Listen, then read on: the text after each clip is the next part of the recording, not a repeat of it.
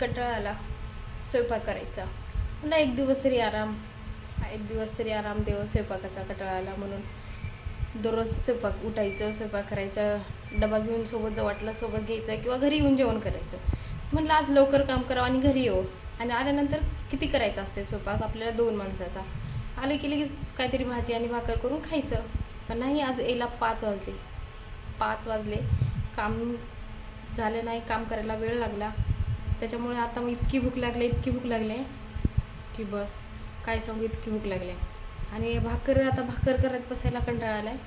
म्हणून आता कुकरला भात लावते आणि जी शेवग्याच्या शेंगा आहेत ना आणल्यात ते करून घेते. म्हणते ना आपला कंटाळा आपल्यालाच भूते. तसंच आज माझ्यासोबत झालं.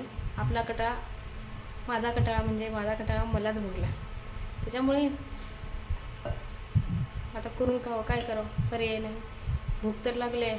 असं वाटतं की कोणतरी आई तर ताट आणून हातात देऊ. आपली आई ती आई असते. आपल्या आईच्या घरी जे आपल्याला भेटतं ना तसं सासरी भेटत नाही.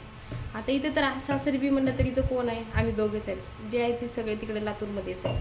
त्याच्यामुळे आता मला खिचडी जरी झालं किंवा मॅगी जरी झालं, काही जरी करायचं असेल आता करूनच खावं लागेल. काय करायचं. आता भाजी भात बनवून खाते. इकडं भात आणि इकडं भाजी घेते करून.